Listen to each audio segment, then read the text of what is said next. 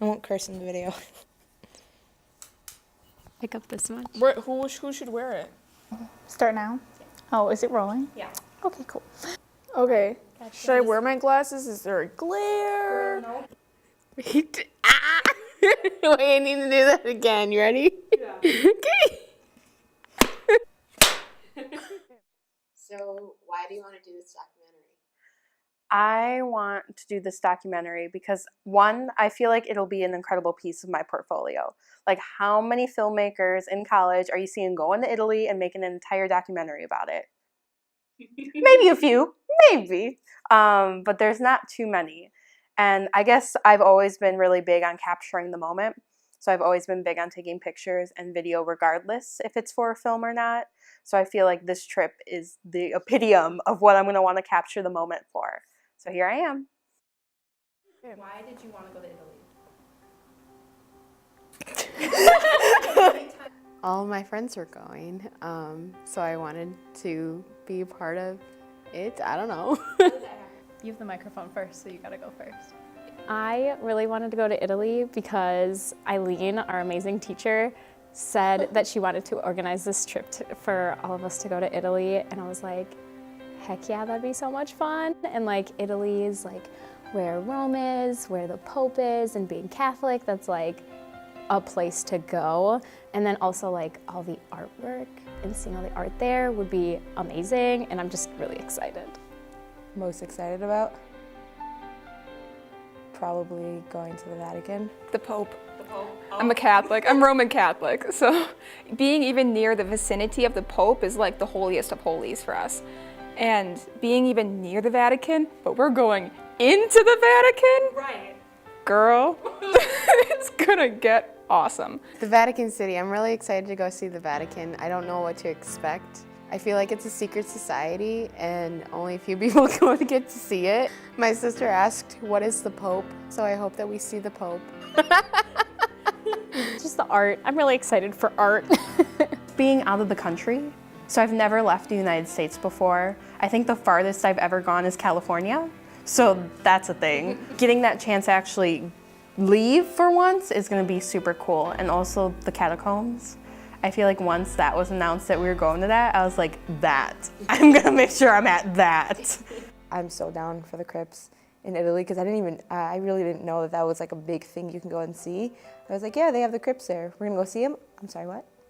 So I'm so excited. Definitely to see David, the statue of David by Michelangelo. We are going to the Museum of Academia, which is where it is. I'm excited to draw everything I see. I'm thinking every day I'm gonna have a journal with me. Maybe I'll buy it in Italy. But important elements of design and aesthetics. So the main reason that I wanted to go to Italy is actually because I recently got engaged, and my fiance is Italian and he's been to Italy numerous times, and one of the goals of mine is actually to buy his wedding ring when we're over in Italy.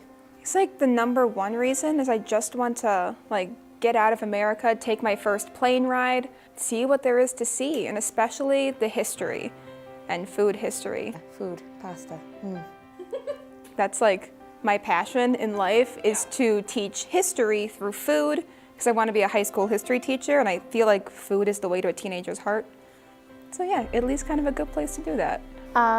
I want to study the Italian Renaissance in my master's studies, so going on this trip would be perfect for that because it's art and religion in Italy, focusing on the Italian Renaissance. I'm really excited for the food. I love food. I'm a foodie, as they call it on social media. So critiquing the food, taking pictures of all the food, that'll be exciting. I'm also excited for all of the history, especially after learning about the Medici family and kind of the finance into the world of Italy, art and culture, and even how the economy is now ran on tourism. I think to better answer that question would be, who doesn't want to go to Italy? Who doesn't want to go to Italy? It's one of the most beautiful countries in the whole world. The art is stunning. I mean, a lot of famous artists kind of derived from Italy, and it just, I mean, I think it'd be such an honor to walk where they walked. That's where I want to go, and now I'm going. So I'm really excited for that. As I know we were going to Italy, I've been practicing my Italian a little bit. So, io non posso aspettare per andare in Italia, which means I can't wait to go to Italy.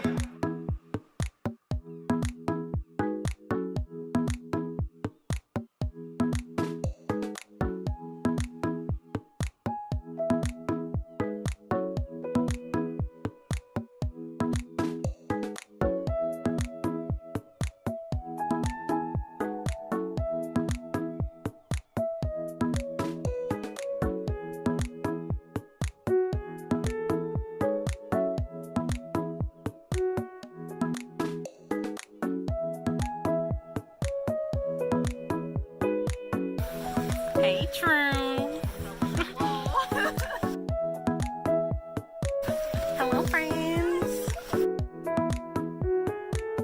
Ooh, look at y'all.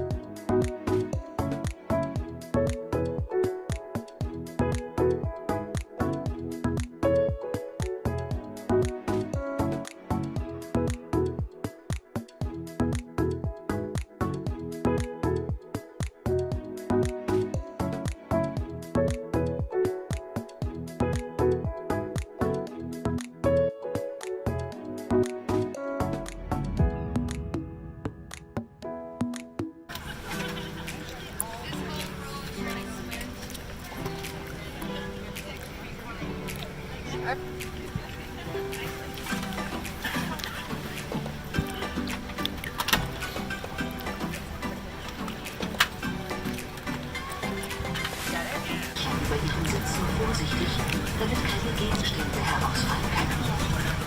Nutzen Sie zum Verstauen des Handgepäcks auch den Platz unter den Autositzen.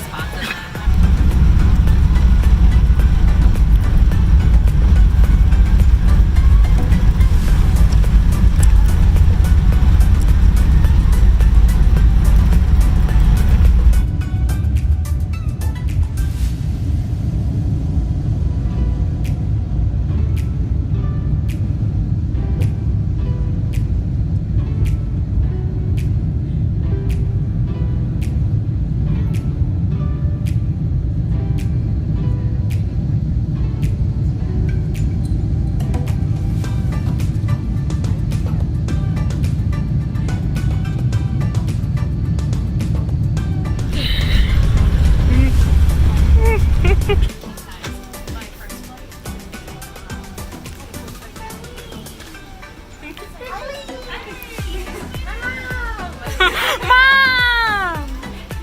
They're all like, what? Dan!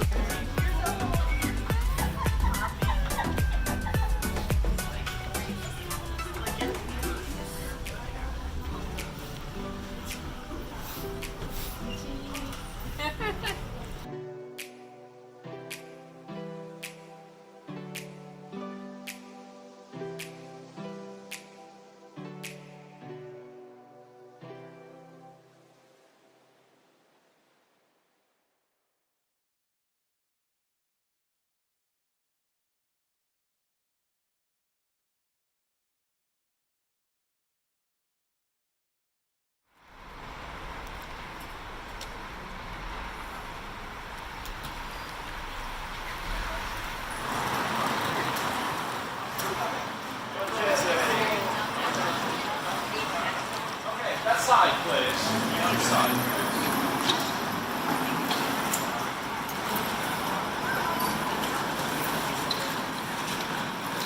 Ooh. You can go ahead.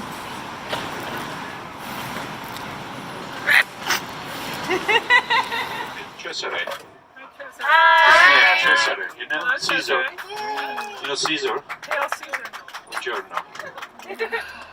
It's so funny because northern of Italy and France, even after in the afternoon you say buongiorno, good morning. In Rome, usually after the lunch is buonasera. It's already buonasera.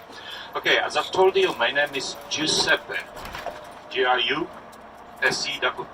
Giuseppe. Or if you want me, which is easier, Joe is much better. Shorter for you, I make a discount. You like Giuseppe? Okay. I like Giuseppe. Yeah, it seems I'm 100% Italian. It seems.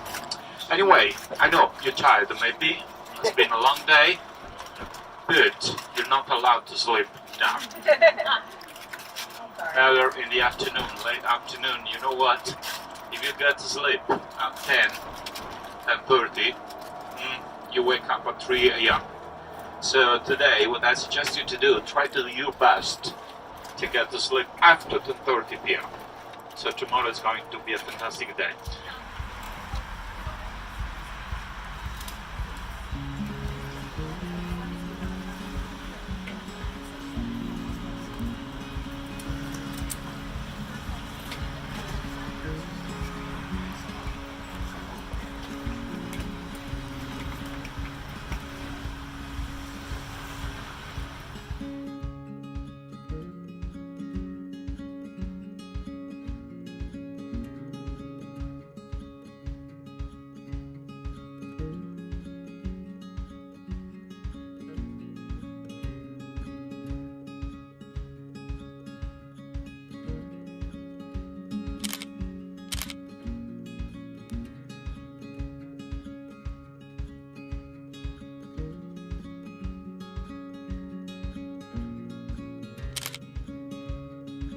Climb several steps in order to reach the pronow, which is that sort of the how do you call it, atrium, where you see all the columns. Nowadays, not only we don't have to climb steps to reach the temple, the entrance, but actually we have to walk downhill because the street level is nowadays so much higher than it was.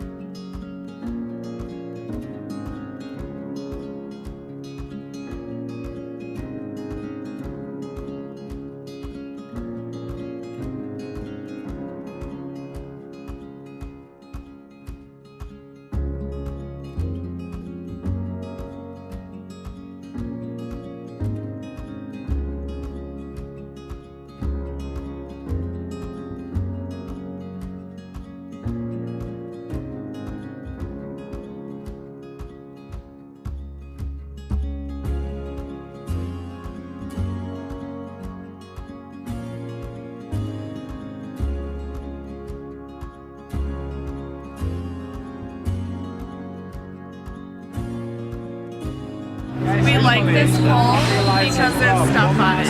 It's a nice pole. It sounds great. It's 3 different colors. I know. I like the pole. This is the one.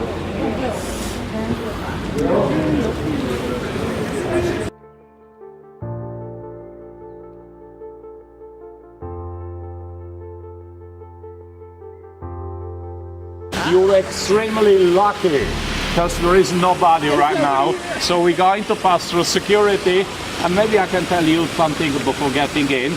Then we're going to the chapel there, and then I show you the place where we met. In the meantime, I'm going to collect the headsets because, as you know, it's prohibited. Well, let's go because another group is coming.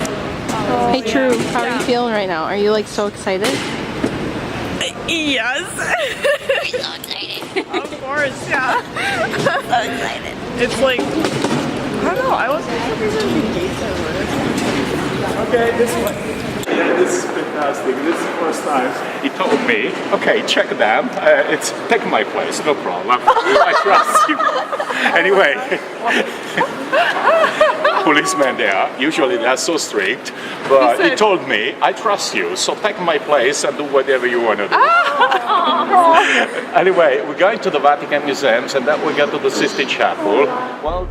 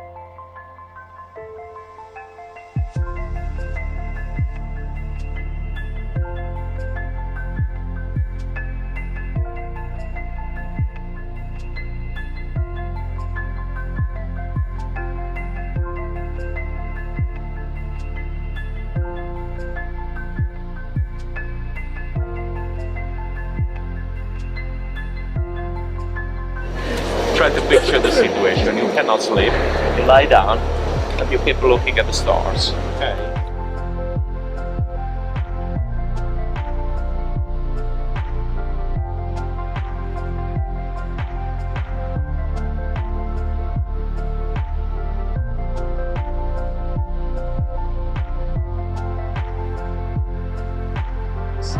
However, in between the castle and St. Peter's, there was a kind of forest, and the forest was protecting the residents from mosquitoes. So that's why. I'm going to show you the way. And that's the tower we mentioned in the morning, where there is that kind of ramp, the horse track, let's say.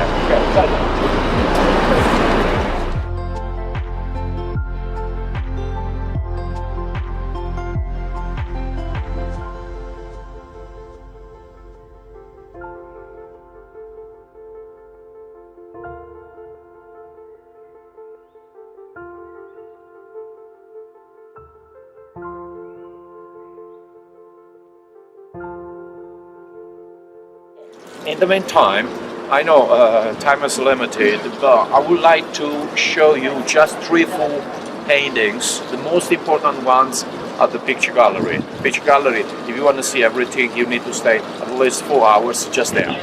But I would like to show you the Raphael one, Domenichino one, and other two or three. Okay, is that okay for you? Okay.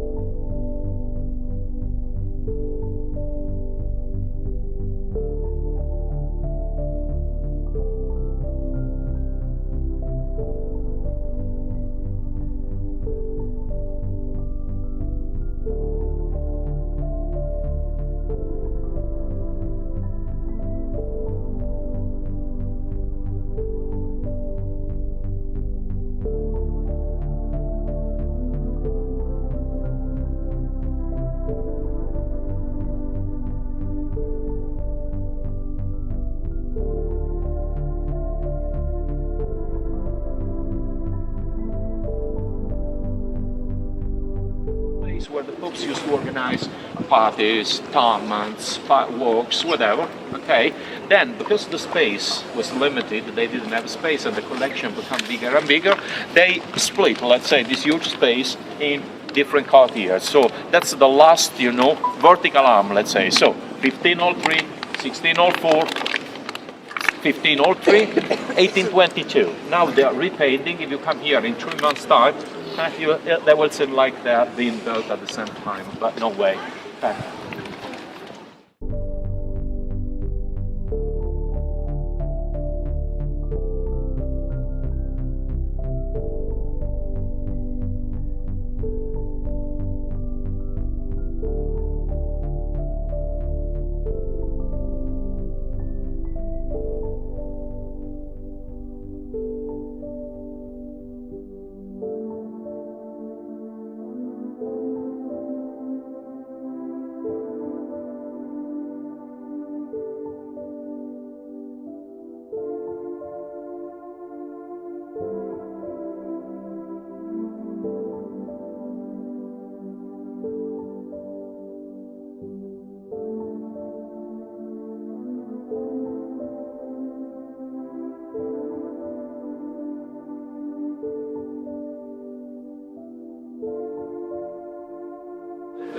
Seems to be three-dimensional. No way, it's just flat, just made it. How fantastic it is.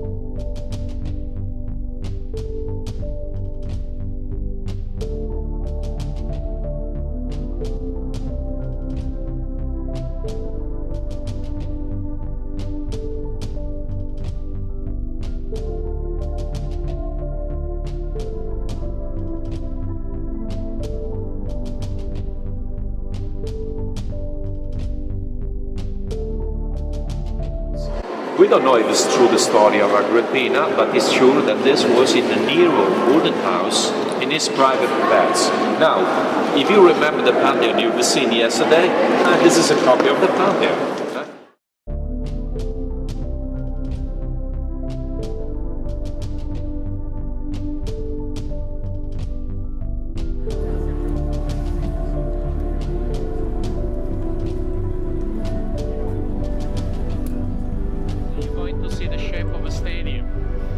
Actually, this was a stadium.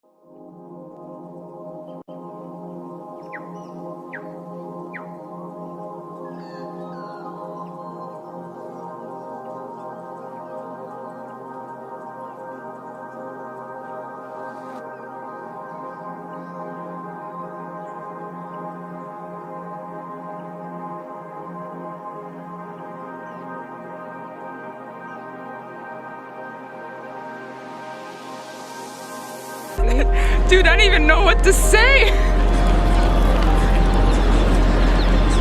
This is a lot bigger than I thought it was going to be, and I know that sounds really dumb. But yeah, it's really tall, and I think it's really cool, and I can't wait to go inside. It was one of the places I was looking forward to the most in Rome. It's amazing to think that they used to have like the bloodiest wars in here, and here we are years later, standing on the same soil and ground. I'm feeling good. I'm really excited for this, so I'm good. Yeah, yesterday and the day before were super fun, so today should be pretty good. I was surprisingly shocked at the gift shop quality at the Vatican, so I'm hoping there's lots of good quality stuff here because I'm a huge history nerd and I want to come back with a lot of swag. Alrighty, so it's day 3, I believe. We're at the Colosseum, and everything's been very surreal. And something that I really has shocked me, or something I didn't know about Rome, was the fact that a lot of things are recycled here, and not just garbage or anything like that. It's buildings. So part of the Colosseum was in the Vatican yesterday, or part of towers. So many towers that we've seen everywhere. They'll tell us that it's made from something else, or brought in from somewhere else, and then made into something else. So it's been really, really, really great. All the years and all the historical facts coming together in one place.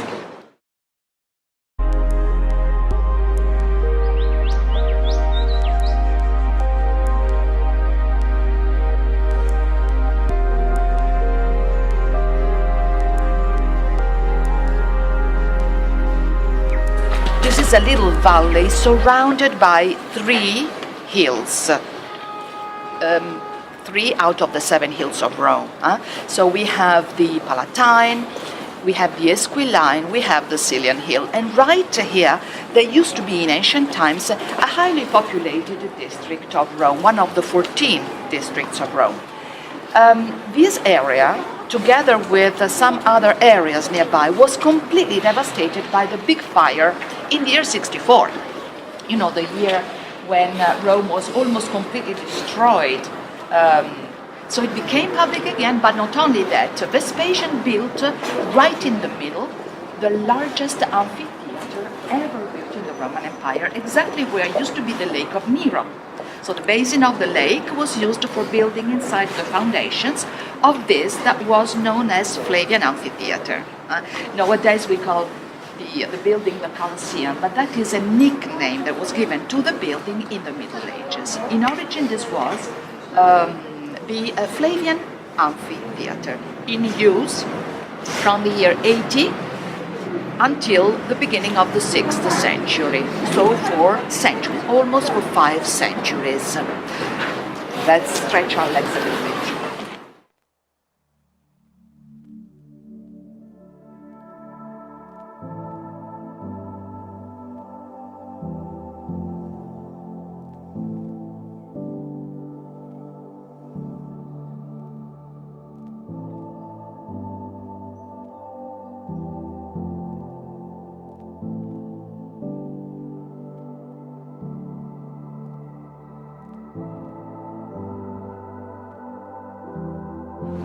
This is my favorite spot.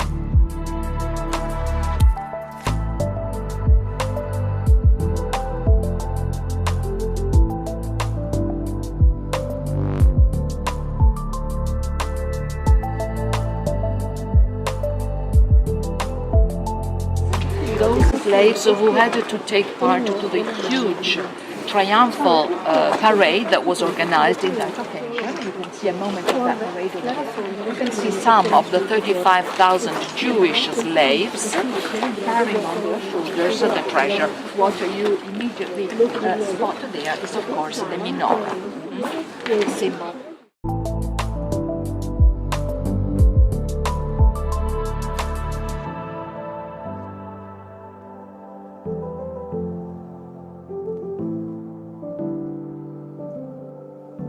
public building. This was the largest public basilica built, and like the others, it was used for mainly for administrating justice. Occasionally they also had different activities inside, sometimes commercial activities, but it was mainly a courthouse.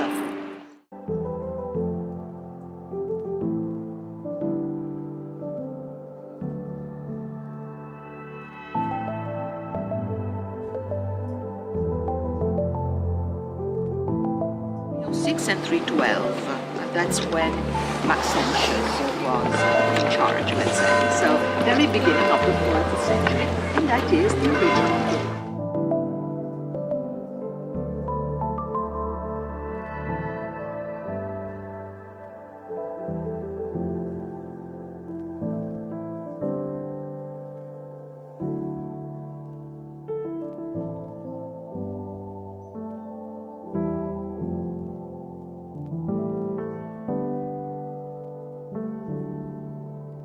Top of this hill. Michelangelo designed the facade of this building, the facade of that building, Palazzo dei Conservatori, and he designed completely the opposite building.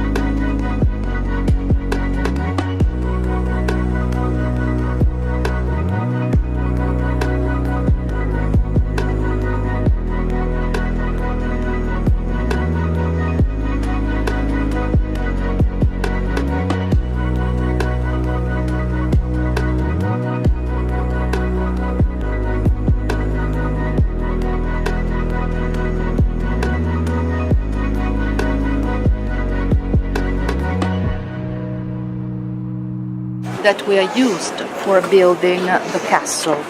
That wasn't a castle in origin, because we just said that this was built at the time of the Emperor Hadrian for being his monumental tomb, therefore a mausoleum, round, as was another very famous mausoleum, still possible to be seen here in Rome, built a few years earlier than this, the mausoleum of the Emperor Augustus, also round, very similar to this.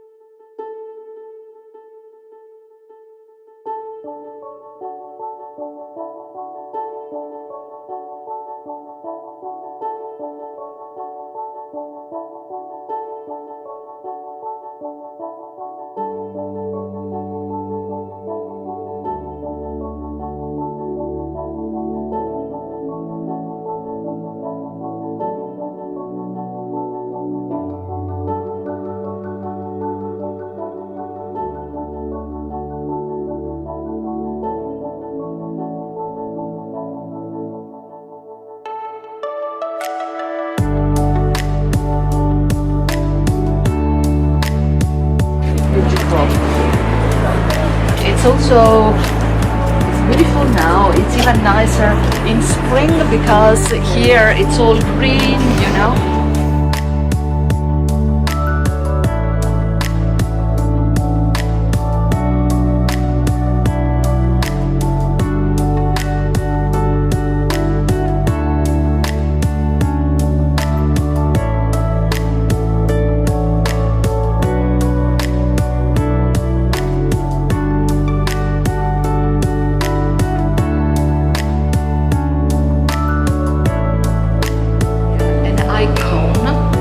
That is usually in church.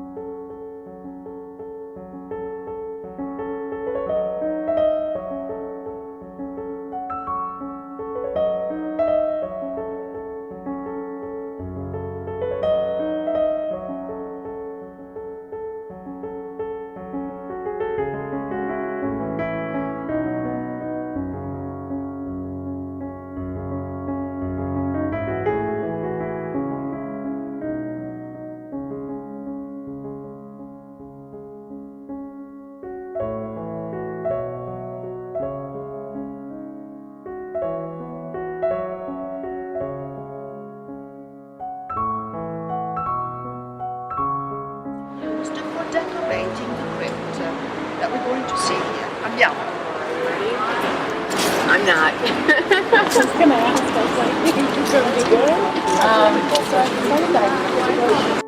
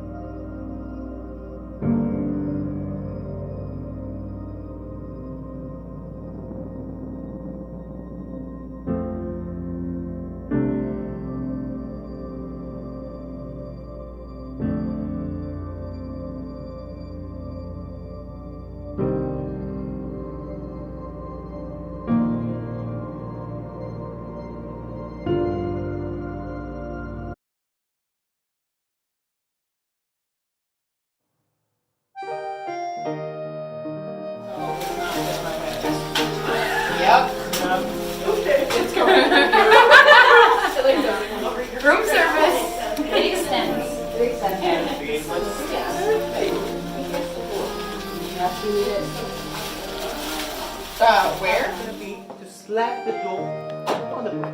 Okay? Knead and slap the the rest of the flour with a knead, step by step. Just as it's needed, depending on the size of the dough. Okay?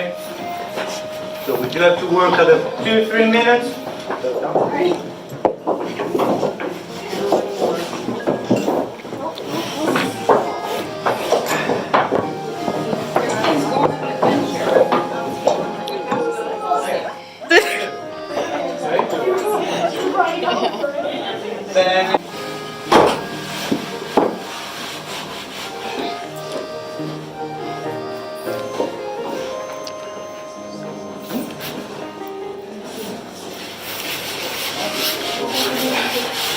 So let's do this thing. All of you, close it.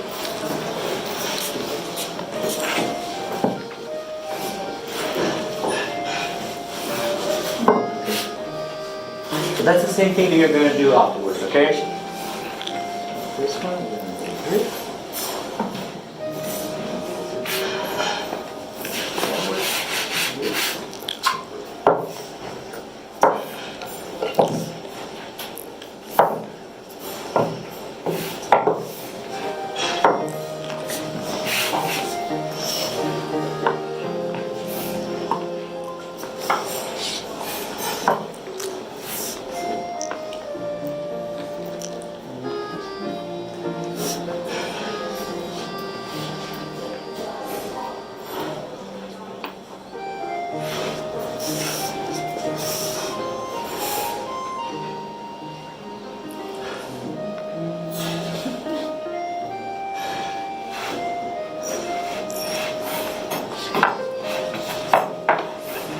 So the first two cuts are called back cuts, okay? Just pasta with a shape. In order not to waste nothing, we're going to do back cuts on Monday, fettuccine on Sunday. That's it. Okay? Then we got the first real cut, which is tagliolini. Okay, some filet linguine. It's 2-3 millimeters. No idea how much it's in inches, but like that.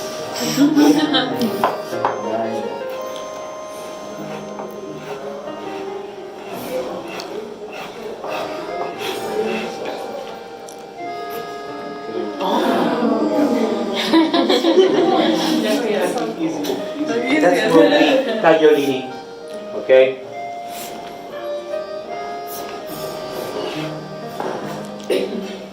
Then we got fettuccine, so 1/4 inch, probably the most common cut that we have. Nice.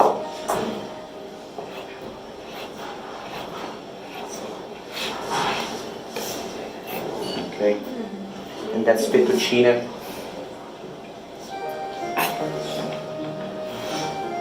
Okay, and the last one is called pappardelle. So 1/2 inch.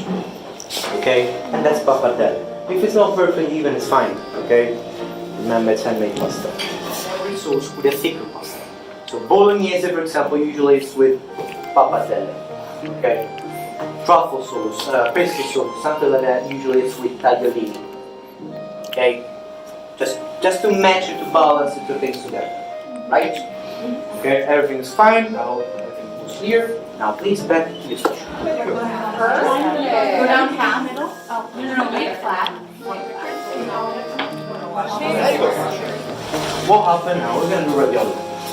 Okay, so the starting of ravioli will be excellent. Okay, brilliant. Usually the original one is with spinach, so boiled spinach, ricotta cheese, parmesan, a little bit of pepper, and salt.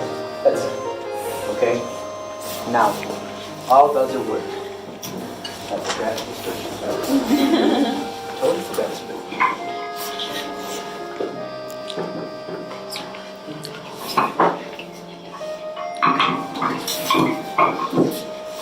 Is that? We can use the water or the yolk of the egg.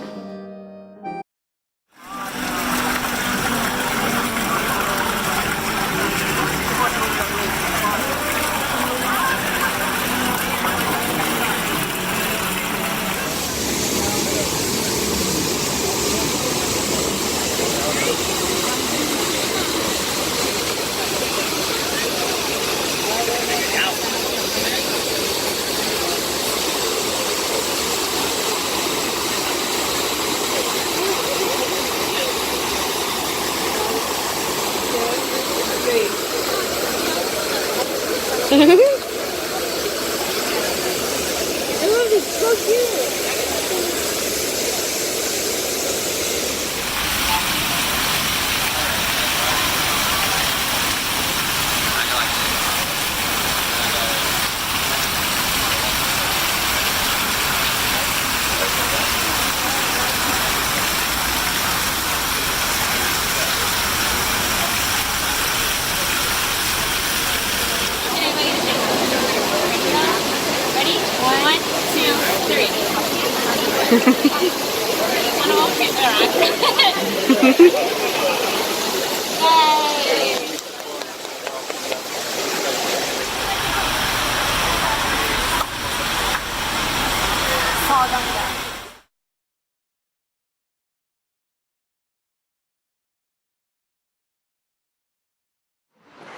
Yeah?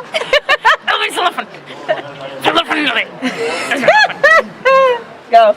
Okay, so my favorite part of Italy so far has been, I feel so weird staring into the camera, I'm gonna look at you, okay? Okay, that's fine. So my favorite part of Italy so far has been going to see the Colosseum, and then after we left the Colosseum, there's just a whole ton of like ruins of old like buildings that were like up back in the day, and it was so cool, and it was just like blew my mind to know that all that stuff was still there after like all of these like centuries, all these years, and like seeing all the ruins and all the rocks was super pretty. And just it blew my mind. Yay. Yeah, the Colosseum was insane. You know how many panoramas I took that still didn't fit it? Oh my god. But yeah, it was insane, and then yeah, leaving it to go see the ruins was beautiful. And then we went to, what was the castle called? Castel Sant'Angelo. The Castle Sant'Angelo? Yeah. And there was a statue of the Archangel Michael that was on the top that got brought down, that was just in like the courtyard, and it was just gorgeous. It was so simple, but it was gorgeous. And I was like, oh, I'm not leaving.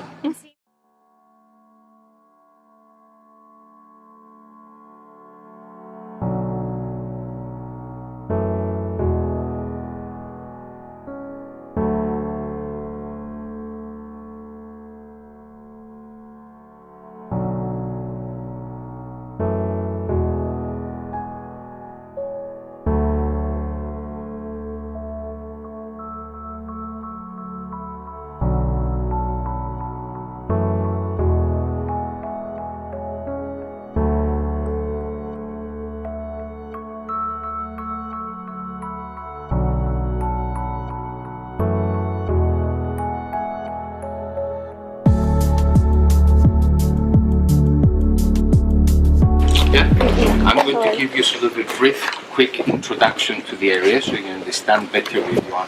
Then we'll talk about the town of Assisi. I'm sure you've all noticed that all our old towns and villages around here, they were built on top of hills and mountains. Did you notice that? Mm-hmm. Old towns on top of hills, new buildings, new towns down in the valley. Why do you think is that? What made our ancestors build homes and villages on top of hills? Defense. Usually defense, fortification. In this area of Italy, for a different reason. Thousands and thousands and thousands of years ago, imagine the center of Italy underwater. So originally we had the sea, water covering the whole area between Florence and Rome. Even the big mountains, the hills, everything, we've been underwater for a long time. We had few volcanoes, very active volcanoes, not anymore, but in the past, very eruption after eruption, all this lava coming out, ash stones, all this material starts making Italy in the center much wider.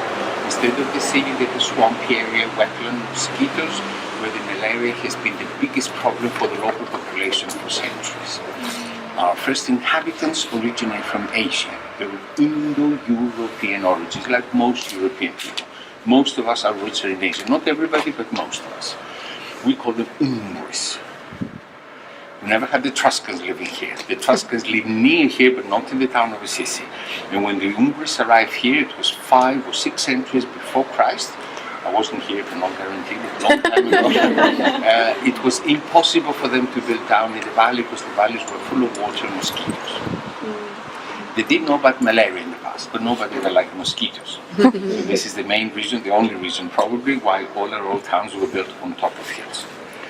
The Umbris from Asia did not last very long because new people from Asia invaded the area. the Romans. And don't forget that even the Romans originate from Asia, Asia Minor, where Turkey is now. You see the name Turkey on the map. If you ask 99% of Italians, where do the Romans originate from? Most Italians always say, from Rome. No, the Romans founded Rome. Have you ever heard anybody saying the Romans came from Rome? Nobody ever said that. Every old guidebooks, everybody says Rome was founded. That means somebody else came from somewhere else and founded Rome. If I ask you when your towns were founded, most of you can tell my town was founded such and such a year. In Europe, we don't know. We lost very few towns. Rome, we do know that was founded by the Romans. And that doesn't mean that the Romans originate from Turkey. The Romans originate from the area of Asia where Turkey is now. No Turkey those days. Just a couple of pigeons, but not Turkey. So the Romans arrived here in the 3rd century BC, and they conquered the whole area, one town after the other. We became a Roman colony. We were kept by the Romans as slaves for more than 200 years, 2 centuries. But during the 1st century BC, everybody throughout the Roman Empire, from England down to North Africa, and local people of each of the Roman Empire, they were given the Roman citizenship. So we start having the right to vote again, the right to get married to the Romans, paying taxes to the Romans. We're still paying taxes to the Romans. In the past, the Romans used to ride here on horses to get their money. Now the Romans send you emails. Still get your money.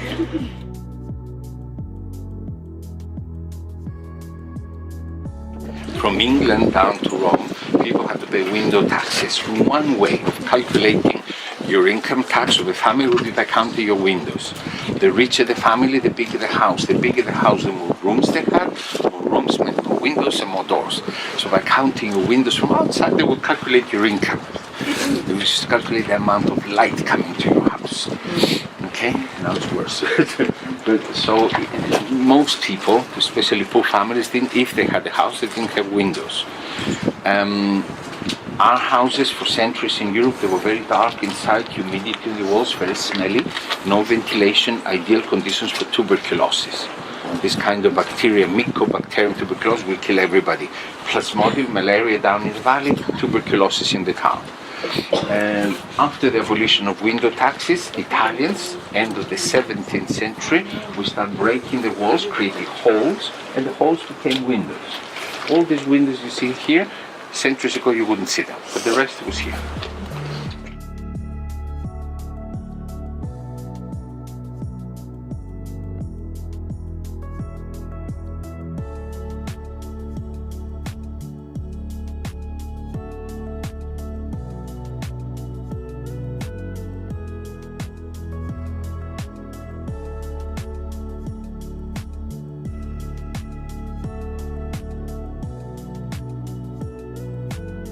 You know, here in Rome, the Roman amphitheaters, that means the church was built over the sacrifice of the early martyrs.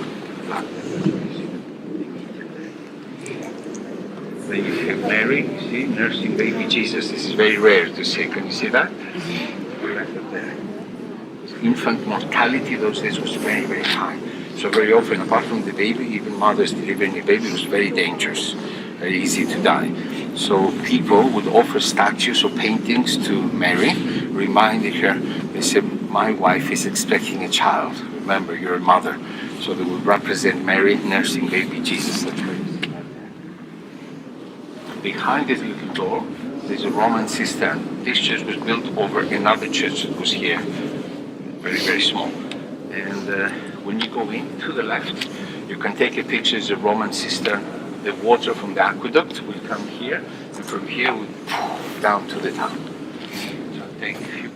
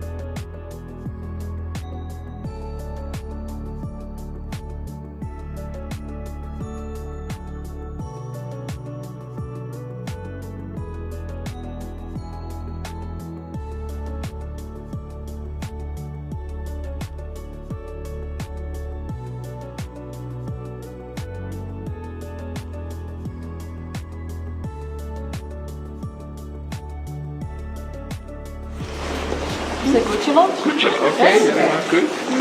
Oh, I'm gonna remember that word. Yeah. And the small puppy is cucciolino. Cucciolino, okay.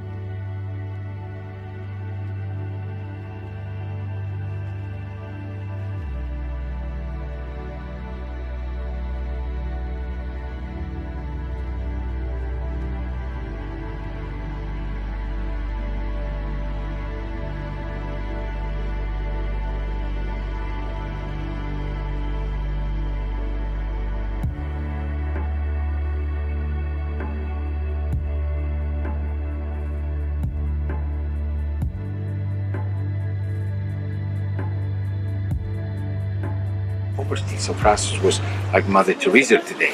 What Mother Teresa did in India a few years ago, Francis did the same things 800 years ago. Very similar personalities. If Mother Teresa and St. Francis would meet today, they would be very close friends. They would have cappuccino together every morning. And why people always criticize these two churches? Because people don't realize these two churches were built for the Pope. These are papal basilicas. The Vatican St. Peter's Basilica was not built for St. Peter, it was dedicated to St. Peter but built for the Pope. This one was dedicated to St. Peter but built for the Pope. You see the coat of arms of the Pope. It means papal basilica. That's why both churches were so heavily decorated. Now, what is the difference between the papal basilica in Assisi and the papal basilica in Rome? Big difference, at least 300 years. When this church was built and decorated, it's all original. The Vatican, the way we see it today, did not exist. Sistine Chapel, Michelangelo, St. Peter's Basilica, all that is after the discovery of Americas. This one here is centuries before Christopher Columbus was born. This is 1200, 1228. The Vatican is centuries later. So don't compare any kind of art I'm going to show you here to Michelangelo, Da Vinci, Raphael, those are centuries later. Okay? I'm so excited. The entrance to the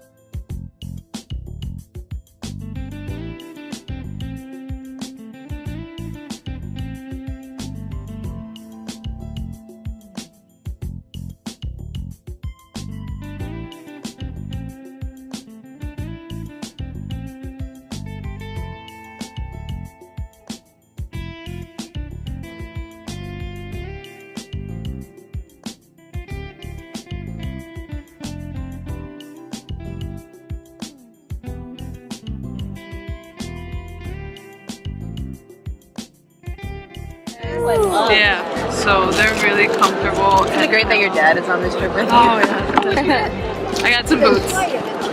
Yeah. Oh, cute. Yeah.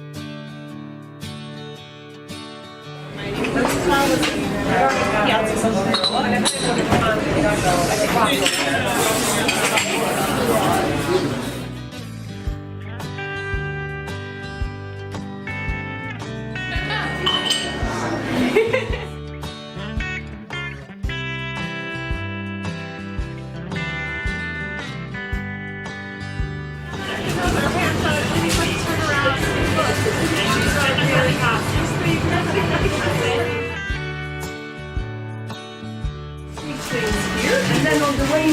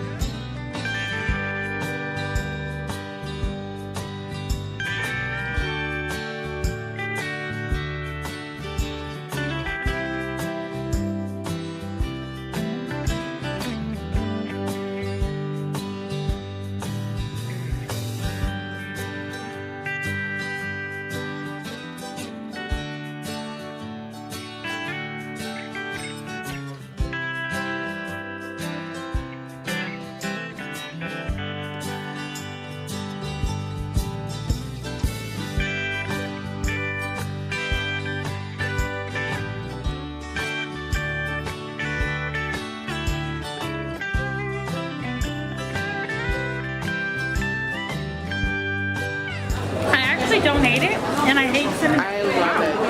You like them? Yeah, that's really surprising. You know that one? Can you do it next time? Oh, yeah. Do you think your dad will eat that one or no? Ready? 1, 2, 3. So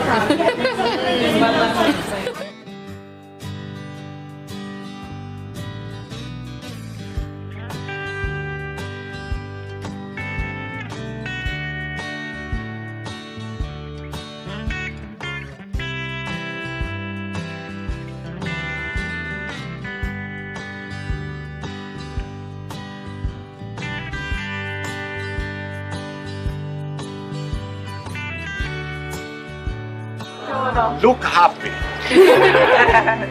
Yeah, well, we were eating and drinking and having a good time on vacation. So It's hard, Gino, what else? to eat all what we have planned today. I know it's hard work, eating and drinking. Yes. You know me. So hard. But I'm providing, you're eating.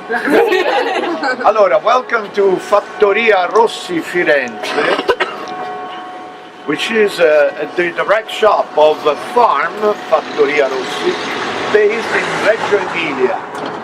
Reggio Emilia is Bologna, Modena, Reggio Emilia and Parma. Is the area of 3 excellences.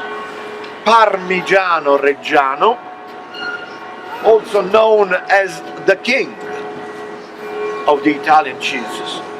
Prosciutto di Parma, Parma ham. When I talk to Americans, usually when I say prosciutto, they say Parma, because for you is an identification with ham, or prosciutto in Italian, with Parma. And it's one of the best hams that you can find in Italy. And the third one is the famous liquid gold, also known as aceto balsamico tradizionale di Modena or di Reggio Emilia. There are two places where this liquid gold is produced. Okay, the area is very, very important for the denomination of origin protected. It's something that here in Italy is very, very important and puts Italy one step ahead of many other European and worldwide food productions, because it's a guarantee of quality based on the origin of the product, which means that not to mankind only, but firstly, nature, or somebody could call God. Okay, so this is the guarantee of high quality product, which are not only high quality, good, but also healthy. I don't want to keep you here, but I just wanted to introduce you the place.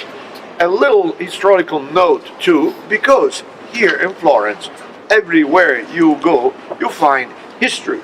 And this one is Pietro. No, it's not historical, actually. I'm history, he's the new one. This is my son, okay? And my name is Gino.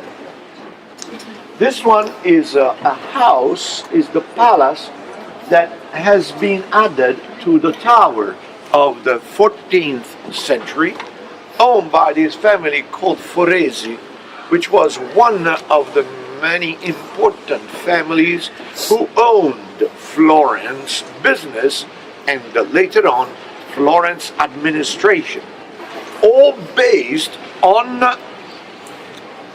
money, just like today. Today we call them lobbies. Originally they were called corporations, or here in Florence, arts. The art of wool, l'arte della lana. This area, not a square before until the 19th century, but houses all around, belong to the same corporation components. Family. They were sharing the luck. Consortium, cum sortes, together in the luck, in the business. And this area belonged to the wool art and to the silk art, two of the major ones. There were 7 majors and 12 minors arts, all depending on how rich the components were.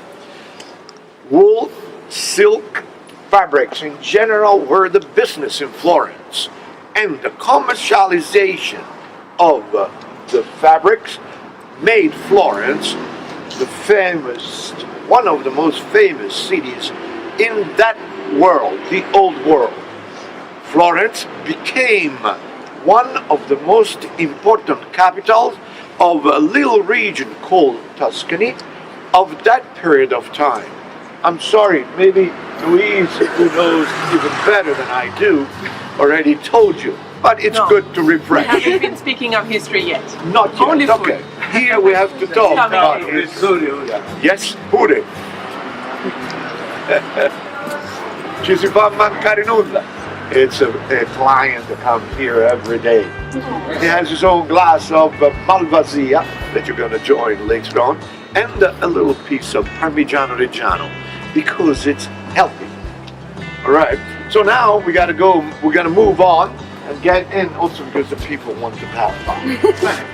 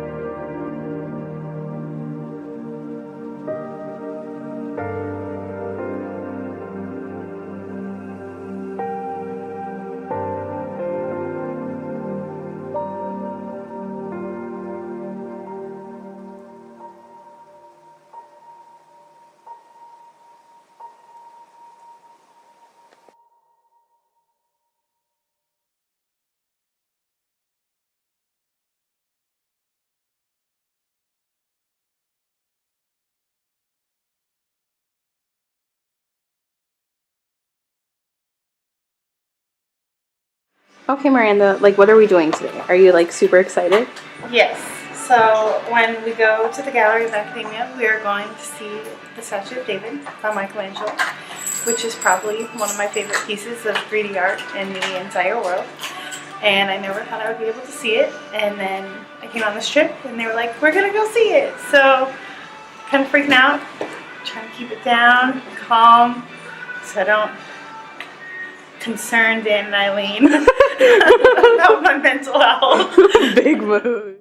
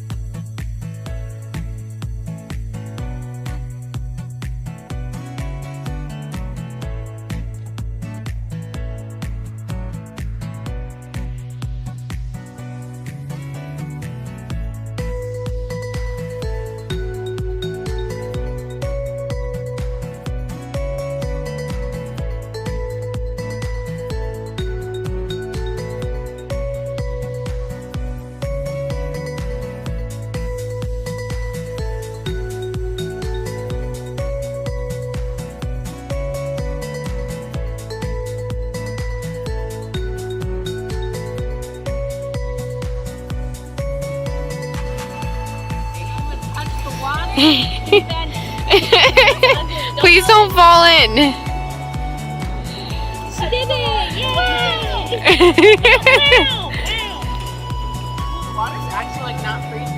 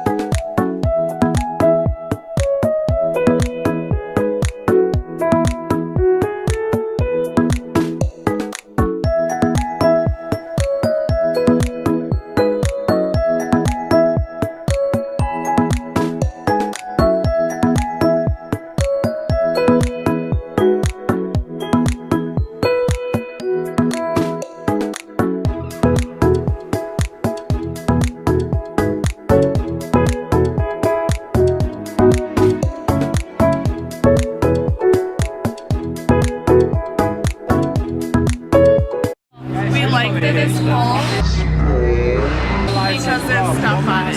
It's a nice pole. Hey True, how are you feeling right now? Are you like so excited?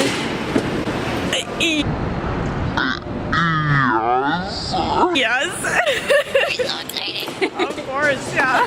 So excited. It's like